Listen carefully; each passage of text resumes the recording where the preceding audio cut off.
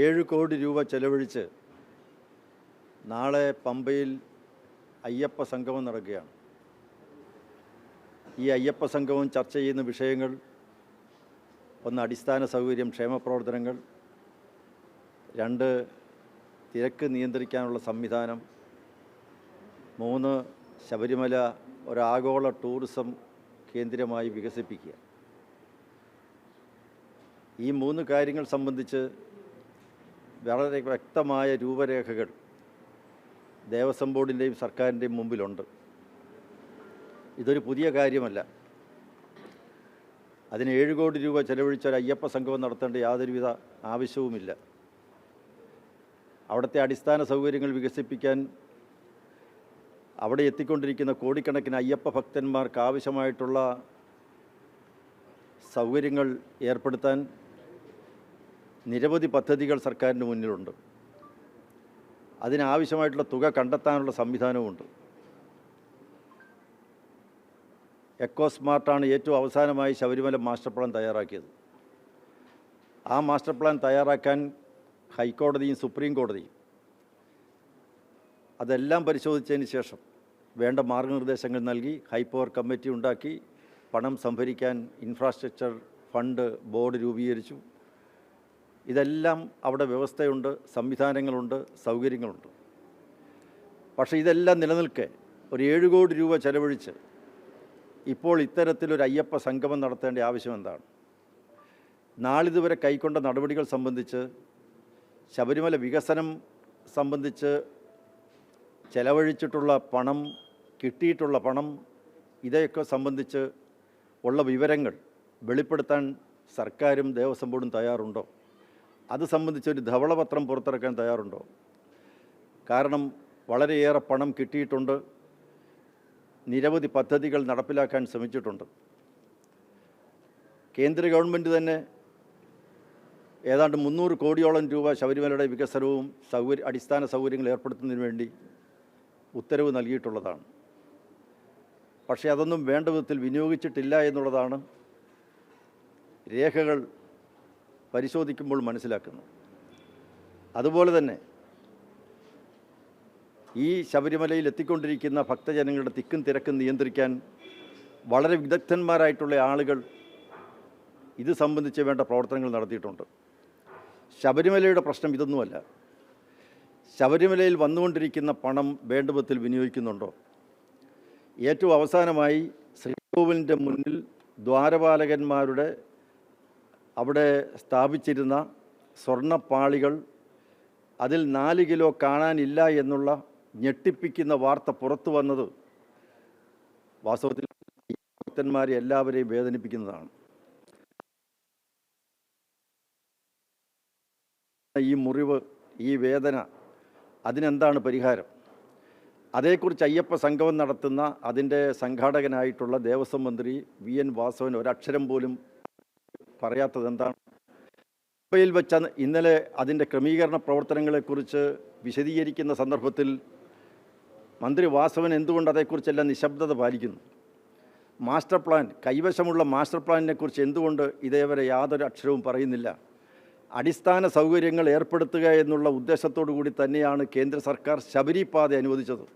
3070 കോടി രൂപയുടെ പദ്ധതിയാണ്. ആ പദ്ധതി അതിന് രൂപകൽപ്പന നൽകി നടപ്പിലാക്കാൻ വേണ്ടിയുള്ള ശ്രമം കഴിഞ്ഞ 15-20 വർഷമായിട്ട് നടക്കുകയാണ്. എന്തുകൊണ്ട് ഇതേവരെ നടപ്പിലാക്കുന്നില്ല? കേരള ഗവൺമെൻറ് സ്ഥലം ഏറ്റെടുത്ത് കൊടുത്താൽ മതി. എന്തുകൊണ്ട് ബാക്കി ഏതാണ്ട് 420 കിലോമീറ്റർ ദൂരം എന്തുകൊണ്ട് ഏറ്റെടുക്കുന്നില്ല? ആ സ്ഥലം ഏറ്റെടുത്ത് ഒഴിഞ്ഞാൽ ശബരിപാത റെഡിയാണ്. ഇതല്ലേ അടിസ്ഥാന സൗകര്യം എന്ന് പറയുന്നു.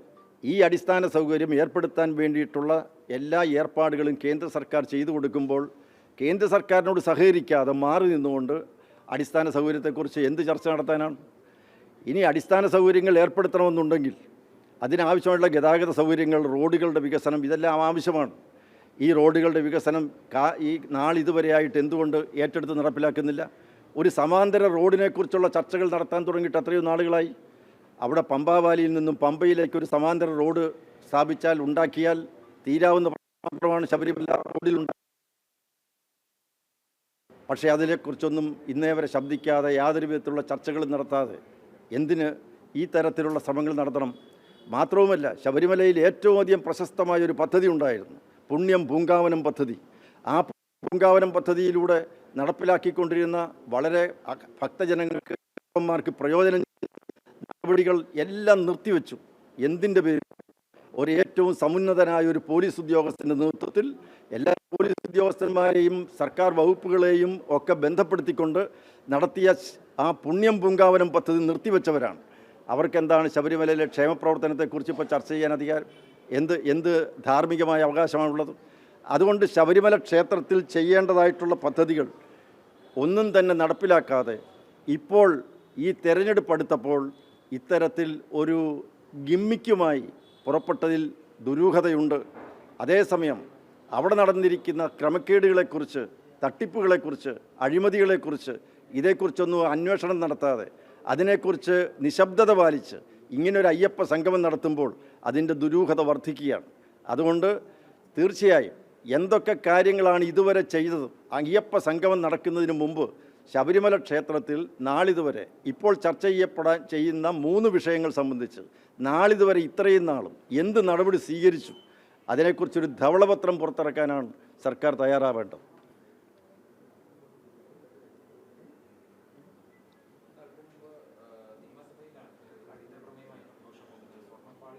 അതെ,